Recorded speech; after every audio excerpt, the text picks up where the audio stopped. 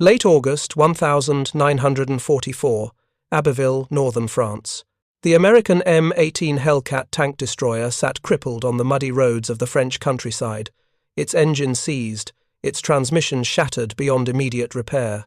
A German reconnaissance patrol stumbled upon the abandoned vehicle during a tactical withdrawal. What they found was not just damaged equipment, it was a weapon that had terrorized their Panzer columns with a tactical superiority that no German design could match. This single-captured M18 Hellcat, towed back to the Wehrmacht testing facility at Truppenübungsplatz Grafenwöhr, near the Czech border, would force German military engineers to confront an unsettling reality. Their armored doctrine, their tank destroyer designs, and their entire understanding of mobile warfare had become obsolete against an enemy who had fundamentally reimagined how armored vehicles should operate. If you're enjoying this deep dive into the story, hit the subscribe button and let us know in the comments from where in the world you are watching from today. The summer of 1944 marked a turning point in the European theatre that German High Command refused to acknowledge until it was far too late. The Normandy invasion in June had shattered their Atlantic Wall illusions. By August, American armored columns were racing through Brittany at speeds that panicked Wehrmacht commanders accustomed to grinding positional warfare. The breakout from the beachhead was not won through superior tank-to-tank combat. It was won through something German military strategists had fundamentally underestimated: the tactical flexibility and pure speed of American armored reconnaissance forces. At the center of this tactical revolution was the M18 Hellcat. Unlike German tank destroyers that were either thinly armored tank killers or heavily armored but slow assault guns, the Hellcat represented a completely different tactical concept, built low to the ground on a chassis that could achieve sustained speeds of 60 km per hour, equipped with a powerful 76mm gun mounted in an open turret.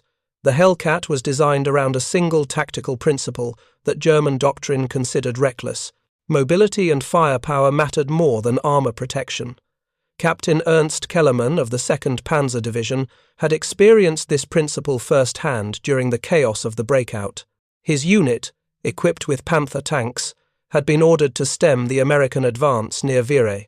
On the morning of August 18th, Kellermann's radio operator first detected movement on the left flank, fast movement, far faster than any tracked vehicle had business moving across open terrain. By the time the optical rangefinder had locked onto a target, 3 American M18s had already repositioned themselves to attack angles that made return fire almost impossible. The first German Panther in Kellermann's column was hit on the side where armor thickness measured only 40 mm. The shaped charge warhead of the American 76mm round penetrated completely, detonating the ammunition stored directly beside the engine compartment. The tank erupted into flame.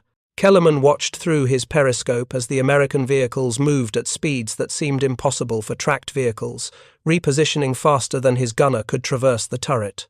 A second Panther attempted to reverse and maneuver into a better defensive position. The American Hellcats had anticipated this. One vehicle held position to suppress Panther return fire, while another circled wide, moving at speeds that suggested their driver had forgotten about the weight of armor and metal above him. The flank shot penetrated the less protected side armor. Kellermann's own Panther was untouched, but now surrounded by burning wrecks. He made the decision that would haunt German panzer commanders for months afterward: withdraw. The M18s did not pursue. They did not need to. They had accomplished their tactical objective, forcing a panzer battalion to break formation and retreat without suffering a single vehicle loss. This pattern repeated across the French countryside throughout August. German tank crews, accustomed to fights where heavier armor and more powerful guns translated directly to tactical advantage, found themselves outmaneuvered by vehicles that seemed to violate fundamental principles of armored warfare. The concept of sacrificing armor protection for speed seemed suicidal to German designers who had built the Panther and Tiger around the principle that firepower and armor were the dominant factors in armored combat. Yet the Americans had designed the Hellcat around a different principle. If you could see the enemy first, position yourself before he positioned himself, and then deliver a killing blow before he could respond, armor became almost irrelevant. The M18 that German forces captured on August 27th had been damaged not in direct combat, but in a desperate attempt to recover a knocked-out sister vehicle. The crew had abandoned it when German infantry pinned them down, leaving the vehicle intact but immobilized. As Wehrmacht recovery crews towed it eastward, military intelligence officers took detailed photographs and preliminary measurements. But it was clear that only comprehensive testing at a proper facility could reveal the full scope of what the Americans had developed. The captured Hellcat began a torturous journey that would take 3 weeks. Initially hidden in a French rail yard to avoid Allied air attack, the vehicle was loaded onto a flat car at night and moved eastward in small increments, always under cover of darkness.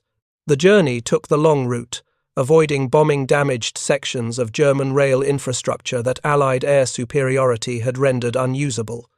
Wehrmacht transportation officers faced constant challenges. Every few kilometers brought new damage to the rail network from recent bombing raids. Bridges were out.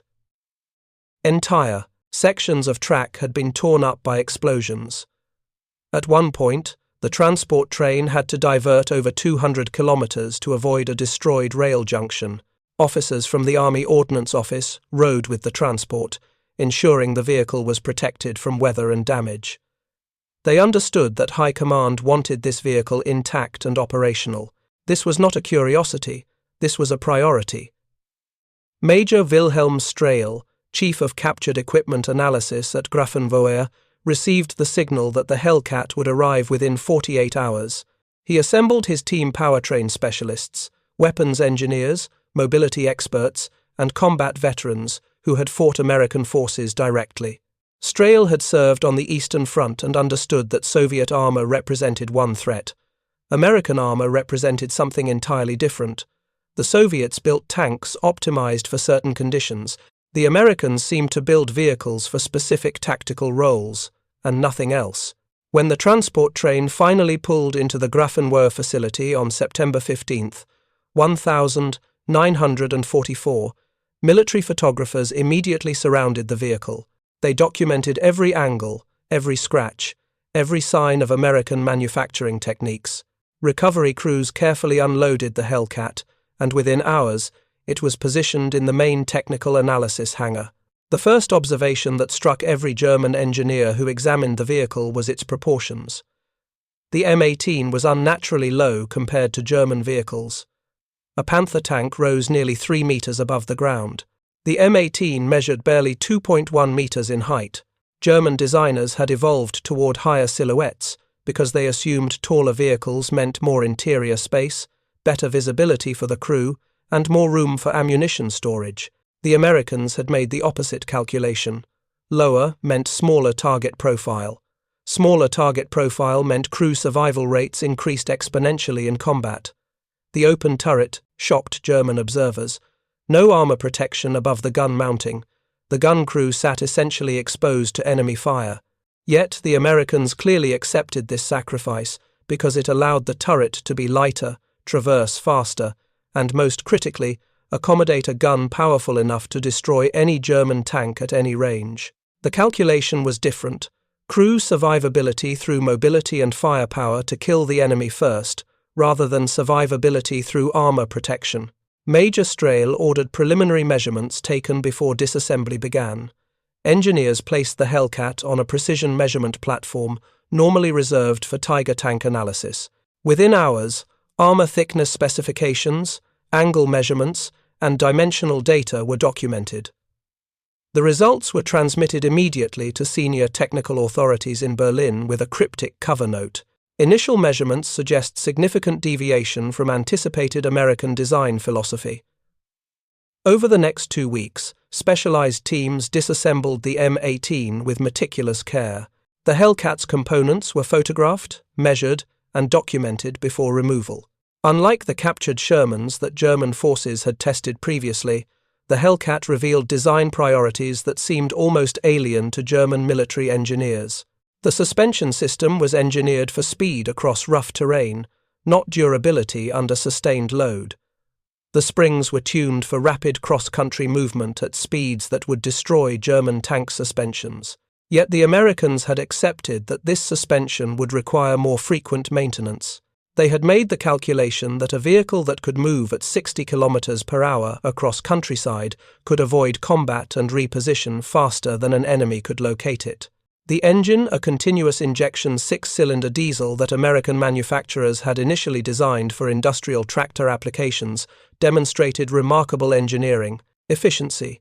It produced 400 horsepower in a compact package that allowed the entire engine compartment to be sealed and protected.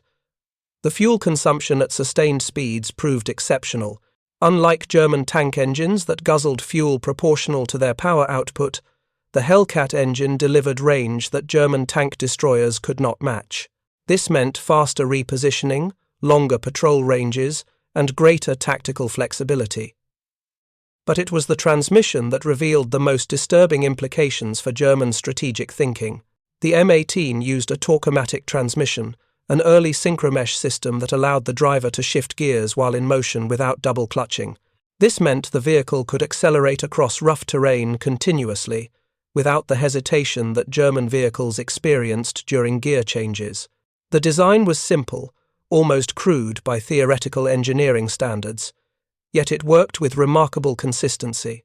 German tank destroyer designers had pursued transmissions based on theoretical principles of precision manufacturing and optimal power transmission efficiency.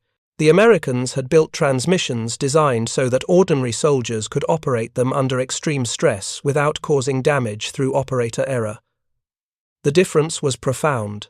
Weapons specialists examined the 76mm gun and immediately recognized it as a substantial upgrade from the earlier 75mm weapons the Hellcat had originally mounted. The gun featured a muzzle velocity and penetration capability that exceeded the main armament of the Panther. More troubling, the gun mounting system allowed for rapid turret traverse at speeds that made it nearly impossible for a tank locked in position to avoid incoming fire. The open turret meant the gun crew could acquire targets faster, without waiting for the entire turret to rotate. German tank crews, accustomed to the commander and gunner sharing a single observation periscope, found themselves at an information disadvantage when facing American crews who had independent sighting systems and dedicated observation positions. Major Strehler compiled preliminary findings within 10 days. The report, marked for high command circulation only, documented observations that contradicted fundamental German assumptions about armored vehicle design. The Hellcat was not primarily a tank destroyer in the way German doctrine defined the term. It was a highly mobile reconnaissance platform with sufficient firepower to engage and destroy any German tank at standoff ranges where German guns could not reach back. The vehicle demonstrated that the Americans had prioritized mobility and firepower over armor protection, accepting crew casualties as an acceptable cost if it meant the vehicle survived through superior speed and positioning. This was not a flaw in American design. It was a deliberate strategic choice that revealed completely different assumptions about how armored warfare should be conducted. As technical analysis continued, Major Strehler requested interviews with Wehrmacht tank commanders who had engaged M18s in combat. Over 3 days, 6 officers who had survived encounters with Hellcats travelled to Grafenwehr. Their accounts provided context that pure engineering analysis could not reveal. Captain Kellerman, who had witnessed the destruction of his unit's Panthers, provided the most detailed testimony. He described the psychological impact of vehicles that moved at speeds tank crews found disorienting. "The gun swivels faster than our gunner can traverse the turret," he stated flatly. "We see the muzzle flash from one position, and by the time our gun has rotated 30 degrees, they have repositioned to another location. We never get a targeting solution." Another officer, Lieutenant Rudolf Neumann, described the tactical implications in even starker terms.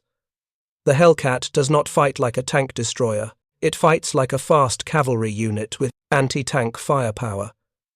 They strike from unexpected angles, deliver fire before we can respond, and then reposition before our return fire arrives. Our tank destroyer doctrine assumes you find a strong defensive position and wait for the enemy to come to you. The Americans don't wait. They come to you from directions you haven't considered." These accounts reinforced what the technical analysis had begun to suggest. The M18 represented not an incremental improvement in tank destroyer design, but a fundamentally different tactical approach to armored warfare. The Americans had weaponized mobility in a way German designers had not considered viable. Major Strahl prepared his formal analysis for submission to Berlin in late September 1944. The report documented every technical specification, every design choice, and every tactical implication. But the conclusion was inescapable. The M18 Hellcat proved that German assumptions about armored vehicle design had become outdated. The vehicle was lighter than German tank destroyers. It traveled faster. It consumed less fuel. Its gun was as powerful as any German anti-tank weapon. Its crew trained in basic operating procedures rather than specialized technical expertise. Most troublingly, it existed in quantities that German intelligence suggested were being produced at rates Germany could not match. The implications went far beyond vehicle design. They suggested that American military engineering reflected an entirely different philosophy about how technology should serve military objectives. The Hellcat was not designed by engineers seeking to create the most theoretically perfect weapon system. It was designed by engineers asking a simpler question: what is the minimum capability we need, delivered in the maximum quantity we can manufacture, operated by troops with minimal training, optimized for sustained field operations? This question, so obvious in retrospect, had guided American design thinking throughout the war. It had produced weapons that German forces found disconcertingly effective, precisely because they abandoned theoretical perfection in favor of practical utility. If you find this story engaging, please take a moment to subscribe and enable notifications. It helps us continue producing in-depth content like this. October 1944 brought the first comprehensive field reports that correlate tactical encounters with captured vehicle analysis. The Wehrmacht's own casualty data, cross-referenced with intelligence assessments of American vehicle production rates and tactical employment patterns, painted a picture so dire that military leadership initially refused to acknowledge it. General Heinz Guderian, Inspector General of Panzer Troops, received Major Strahl's expanded analysis in early October.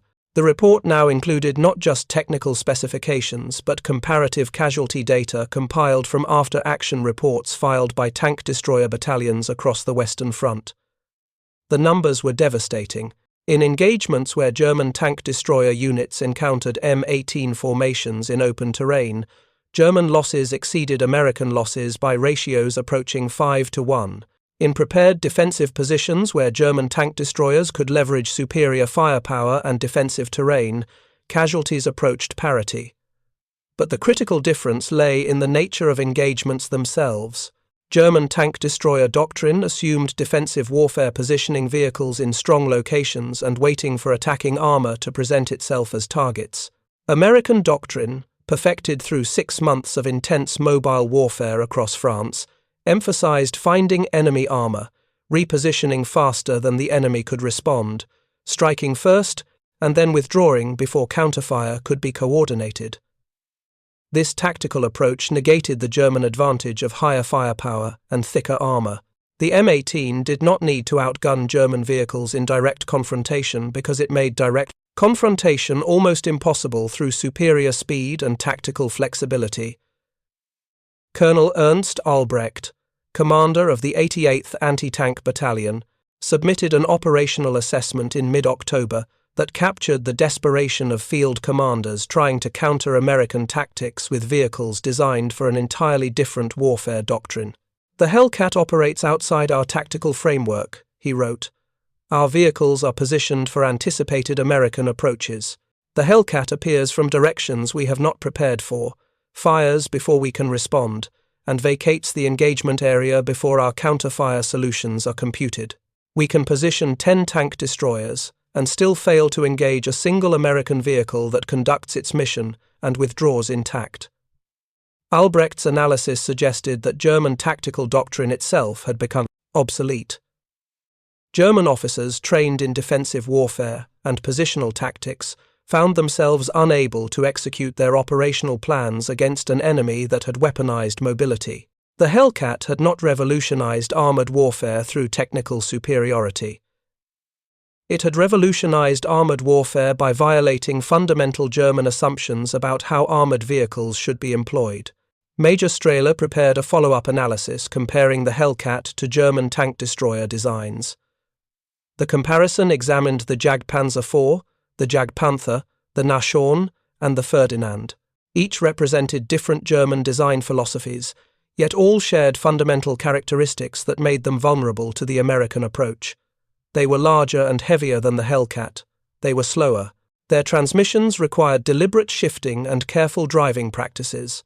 Their engines demanded sustained maintenance attention. Their crews required extensive specialized training. Most critically, German tank destroyers were designed around the assumption that firepower and armor protection were the dominant tactical factors. The Americans had proven that tactical positioning and speed allowed inferior firepower to achieve superior results through overwhelming the enemy, through maneuvering before the enemy could maneuver in response. The report included specific incident documentation from individual company-level engagements. Near the town of Alençon, an American tank destroyer company had encountered a reinforced German anti-tank platoon equipped with Panzerschrecks and towed 88mm guns. German commanders expected the American Hellcats would attempt a frontal assault against the prepared position. Instead, American vehicles conducted a series of flanking movements at high speed, approaching from multiple angles simultaneously. By the time German crews had identified targets, the American vehicles had already achieved firing positions. The engagement lasted 7 minutes. 3 American M18s suffered minor damage. 5 German anti-tank weapons were destroyed, with all crews killed or captured. This pattern repeated across dozens of documented engagements. German defensive positions, meticulously prepared and carefully sighted, proved vulnerable to American vehicles that simply refused to attack them frontally. German commanders found themselves outmaneuvered not through enemy numbers but through enemy tactical creativity, combined with vehicle performance capabilities German forces could not replicate. By late October 1944, Wehrmacht intelligence had assembled reasonably accurate estimates of American M18 production rates. The intelligence reports suggested the United States was producing approximately 600 to 700 M18s per month at peak production. German production capacity for all tank destroyer types combined barely exceeded 300 vehicles monthly.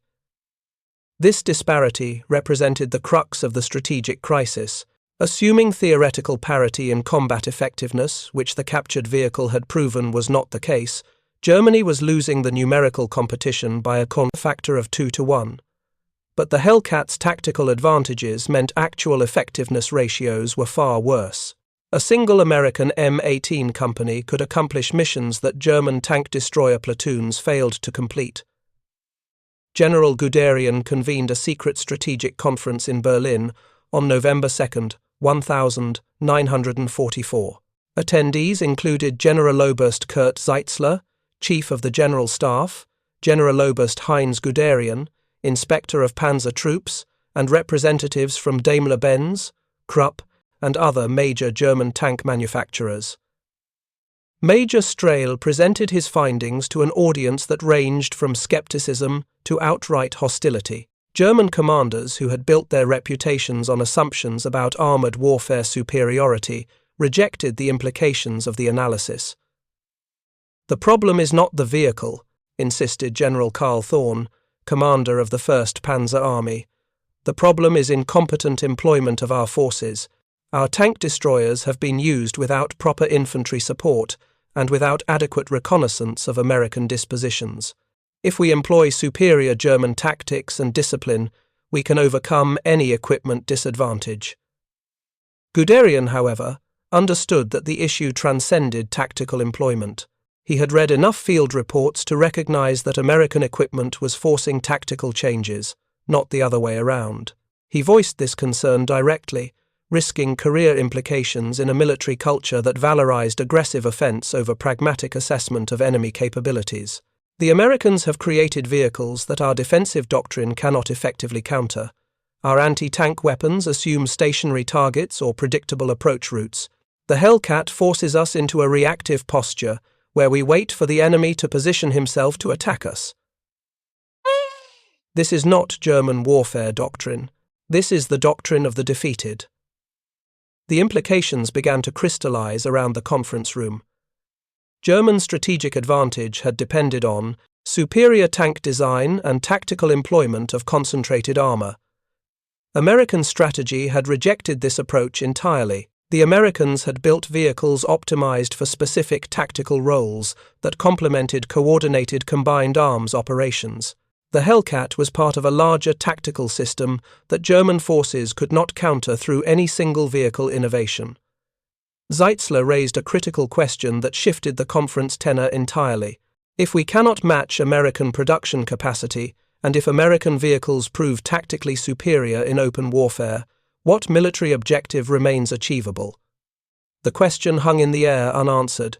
No commander present wanted to acknowledge what the data clearly suggested. German military superiority in Europe had been lost not through tactical failure, but through industrial defeat. The conference continued for 6 hours without resolving the fundamental strategic problem.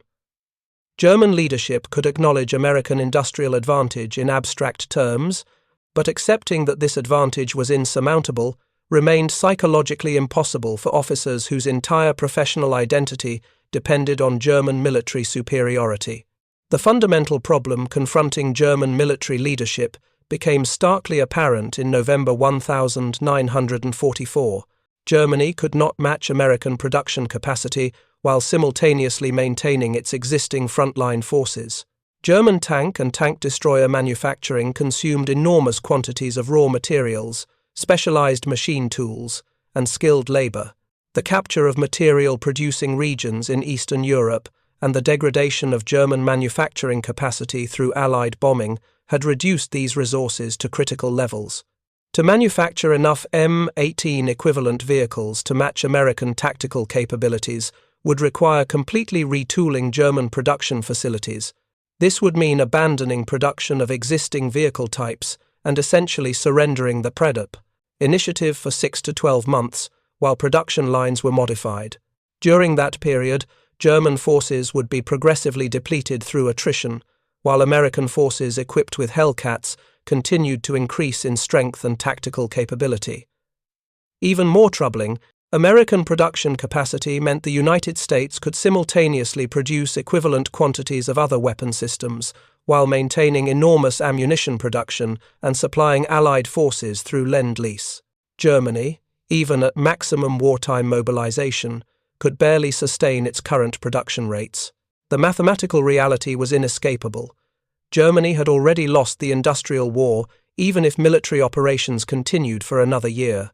Colonel Friedrich Weber, chief of tank design at Krupp, submitted a preliminary concept for a new fast tank destroyer to counter the Hellcat threat. The design specifications called for a vehicle weighing approximately 35 tons, capable of sustained speeds approaching 60 km per hour, mounting a high-velocity 88mm gun. The concept was technically feasible, but presented catastrophic production problems. Manufacturing such a vehicle would require entirely new production capacity that did not exist. More fundamentally, even if such production capacity could be established, the vehicle would not be operational in meaningful quantities until 1946 at the earliest.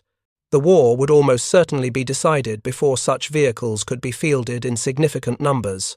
The only realistic response was to employ existing vehicles more effectively through tactical employment innovations and hope that improved crew training could compensate for equipment disadvantages.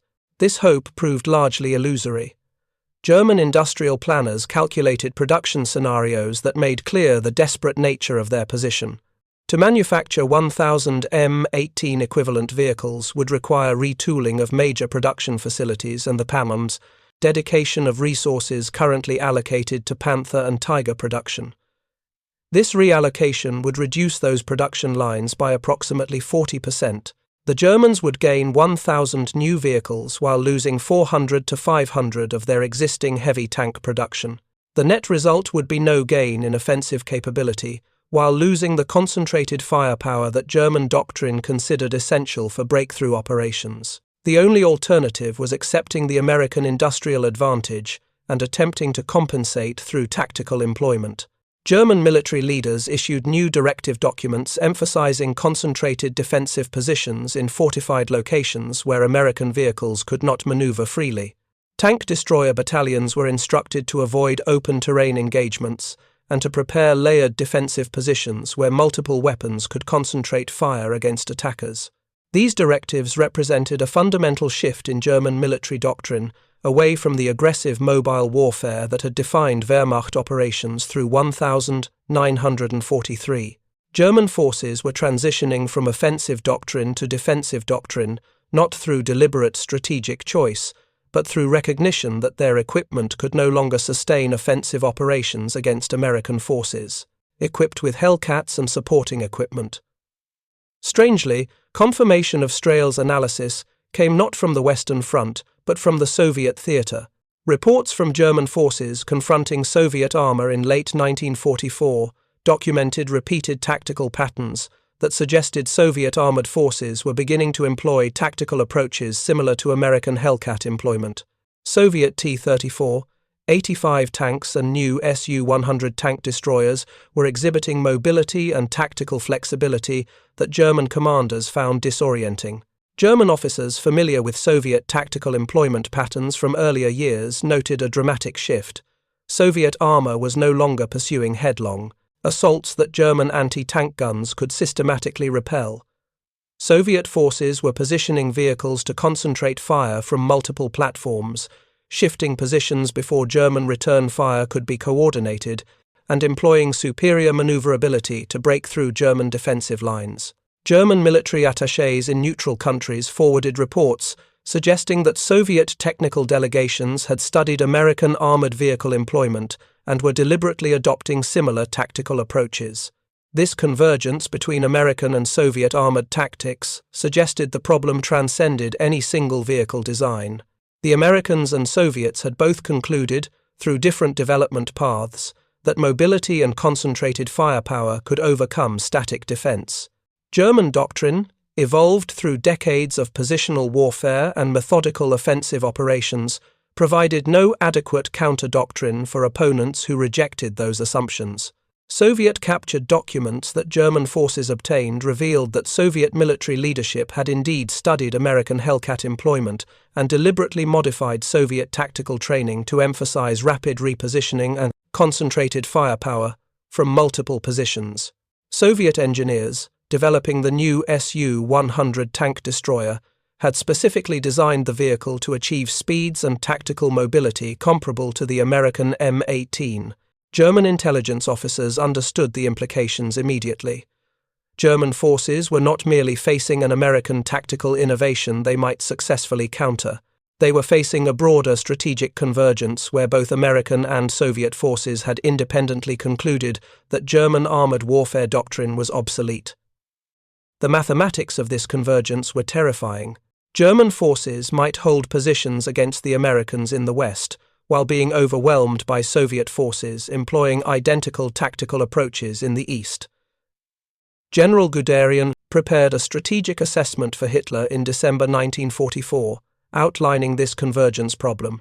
Our enemies on both fronts have adopted tactical doctrines that emphasize mobility and rapid concentration of firepower rather than the positional warfare we have prepared to counter.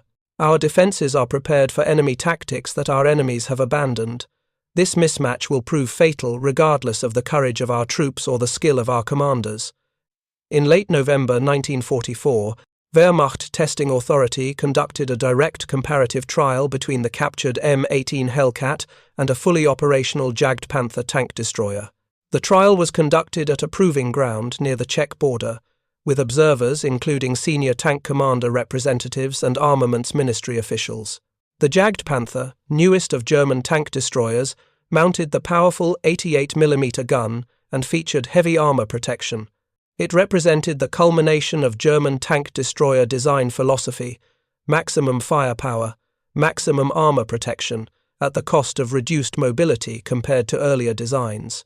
The M18, by contrast, represented the American philosophy stripped to its bare elements: minimum armor, sufficient to provide some protection against small arms fire and shell fragments, maximum firepower relative to weight, and maximum speed. The trial was conducted over rough terrain that required cross-country movement. The Jagdpanther, weighing 46 tons, moved deliberately across terrain, its powerful engine and transmission, maintaining steady progress, but at speeds that rarely exceeded 40 kilometers per hour on unimproved ground. Operators noted that the vehicle handled rough terrain adequately, but required constant attention to transmission status and careful throttle management to prevent mechanical stress. The M18, weighing only 18 tons, traversed the identical terrain at sustained speeds approaching 55 kilometers per hour. The vehicle bounced and heaved across rough ground, its suspension responding dramatically to terrain obstacles, yet it maintained momentum and speed throughout the trial.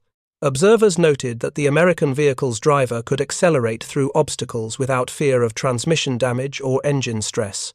A second trial involved repositioning between defensive positions separated by 5 kilometers of cross-country terrain.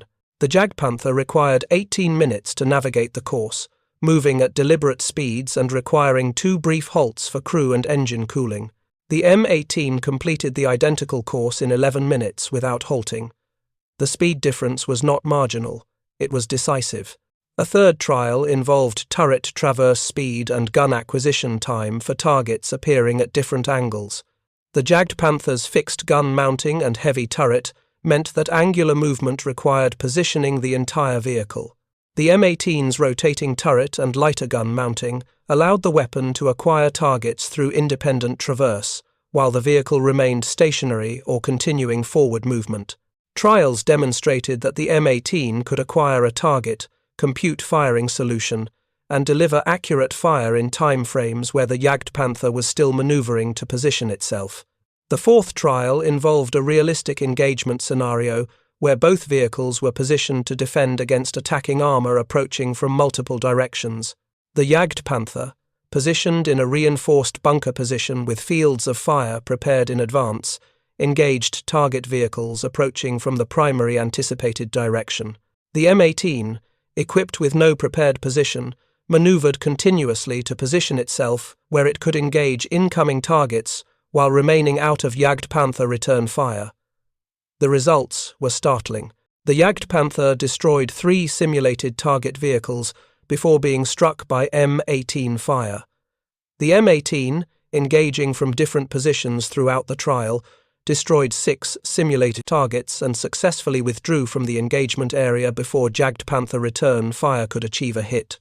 The trials demonstrated that even in scenarios designed to favor the heavily armored Jagdpanther through prepared positions and advanced preparation, the M18's tactical flexibility proved superior. A fifth trial involved endurance testing, where both vehicles conducted simulated combat operations continuously for 24 hours. The Jagdpanther required engine cooling stops at intervals of approximately 90 minutes of operation. Crew exhaustion became a factor after 6 hours. The vehicle accumulated mechanical problems that required maintenance by hour 16. By hour 24, the Jagdpanther was operating with degraded transmission efficiency and required additional engine cooling stops. The M18 demonstrated substantially greater reliability over the 24-hour period. While the crew reached exhaustion levels comparable to the Jagdpanther crew, the vehicle itself accumulated fewer mechanical problems.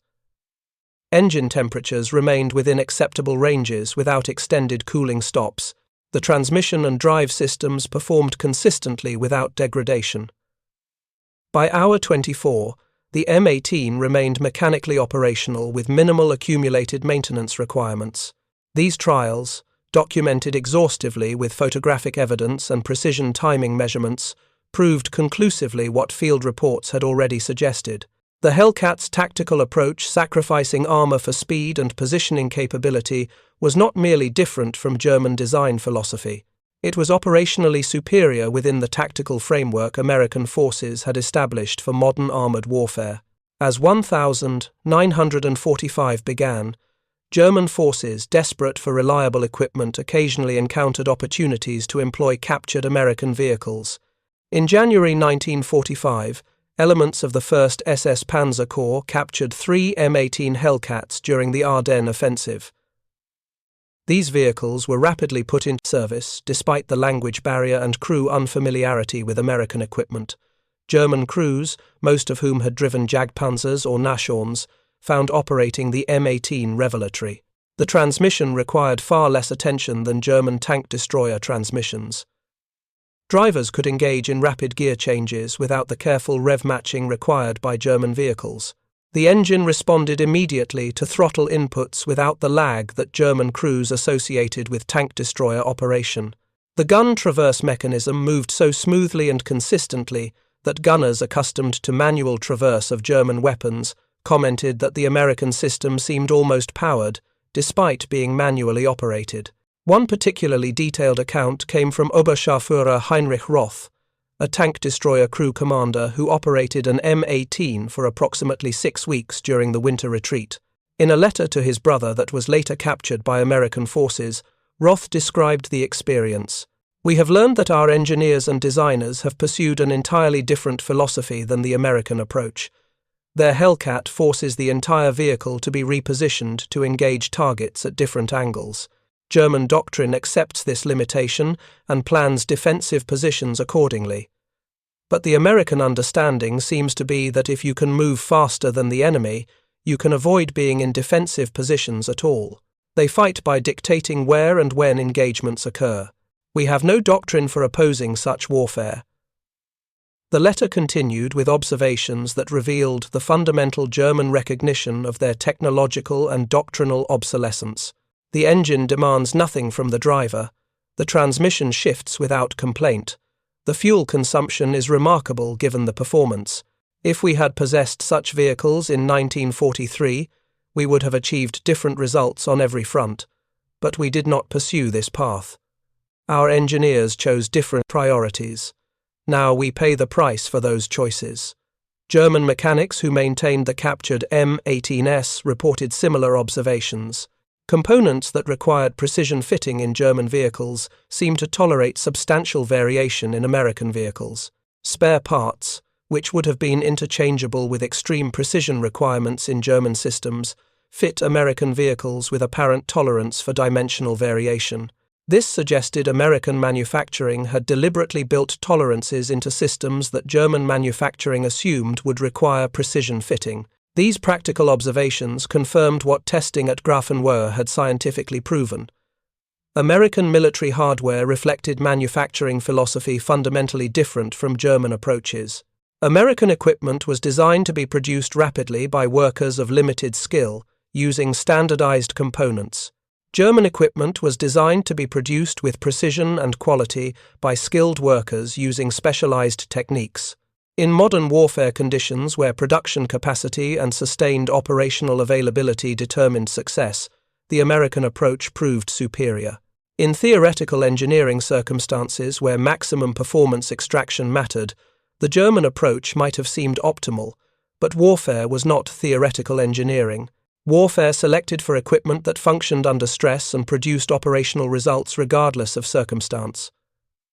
By December 1944, Major Strehler completed his final comprehensive analysis. The document, classified for the highest military leadership only, contained conclusions that German military officials could no longer evade. The M18 Hellcat represents not an incremental improvement in tank destroyer design, but a fundamental reimagining of how armored vehicles should be employed in modern warfare. American design philosophy prioritizes tactical flexibility and operational sustainability over theoretical performance. Specifications. German design philosophy has pursued excellence in individual vehicle performance characteristics while sacrificing the manufacturing flexibility and operational sustainability that American industry has systematized. The report continued with implications that were almost too stark to acknowledge. German armored forces cannot generate sufficient vehicles of equivalent tactical capability to counter American armored formations equipped with Hellcats and supporting equipment. Even if German production could somehow be redirected toward equivalent vehicles, the industrial base cannot sustain such production while maintaining existing force strength. The strategic conclusion is inescapable. Germany has lost the industrial war that determines modern military capability. Strahl's analysis extended to broader implications that transcended immediate vehicle design comparisons. The Hellcat is merely the most visible manifestation of American industrial approach. Every American weapon system we have examined reflects identical design philosophy: simplicity enabling mass production, standardization enabling interchangeability, tolerances enabling rapid manufacturing without precision fitting, reliability enabling sustained operations with minimal maintenance. Germany has pursued opposite design principles throughout its military production. We have achieved technical excellence in individual systems. We have sacrificed production capacity and operational sustainability in pursuit of that excellence. The report became a prophetic document that predicted German military defeat through analysis of captured equipment and comparative testing data. Strahler understood that military technology was merely an expression of deeper industrial capacity and manufacturing philosophy. Nations with the capacity to produce simple, reliable equipment in enormous quantities would eventually defeat nations pursuing technical excellence in limited quantities. By January 1945, as German forces launched the Ardennes offensive in a final desperate gamble to alter the strategic calculus through tactical surprise, Major Strahl was preparing contingency studies for military leaders who increasingly understood they were fighting a war already lost in factory output and production capacity. The captured M18 Hellcat, still at Grafenwohr facility, represented far more than a single enemy vehicle brought back for technical examination. It represented proof that German assumptions about how armored warfare should be conducted had become historically obsolete. The vehicle had not defeated Germany through superior specifications or overwhelming firepower. It had defeated Germany through a fundamentally different approach to how military technology should serve military objectives. The Americans had built tanks and tank destroyers designed for continuous operations by soldiers with basic training, emphasizing reliability and ease of maintenance over theoretical performance optimization. German forces who captured and briefly employed M18s before the vehicles were destroyed or recovered by American forces consistently reported their admiration for American engineering principles. German mechanics, accustomed to the complex maintenance requirements of German tank destroyers, found the Hellcat's mechanical systems almost embarrassingly straightforward. German tank crews discovered that drivers with minimal specialized training could operate the M18 effectively, whereas German vehicles demanded months of specialized instruction. These observations reinforced what Grafenwohr testing had scientifically proven. American military engineering reflected an industrial maturity and manufacturing sophistication that Germany had never developed at comparable scale. Before the war, America had cultivated a civilian automobile industry that produced millions of vehicles annually, employing standardized components and interchangeable parts. Germany had pursued a more limited automotive industry focused on quality production for elite users. This difference in pre-war industrial development translated directly into military hardware capability. American military vehicles were designed by engineers who understood mass production through decades of civilian manufacturing experience. German military vehicles were designed by engineers who prioritized technical innovation and theoretical optimization over manufacturing practicality. When German forces finally evacuated the Grafenwohr proving ground in April 1945 ahead of advancing Soviet forces, the captured M18 Hellcat remained behind. American forces liberating the facility discovered the vehicle still bearing German test designation markings and photographic documentation of the exhaustive testing it had undergone. Military intelligence officers immediately recognized the significance. Germans had not merely examined the vehicle, they had scientifically analyzed it and reached conclusions about American military-industrial superiority that German leadership either rejected or could not act upon. The post-war investigation and analysis of German military records revealed that Wehrmacht technical authorities had accurately assessed American advantages as early as mid-1944. The testing data, the field reports, and the strategic analyses had all pointed toward identical conclusions.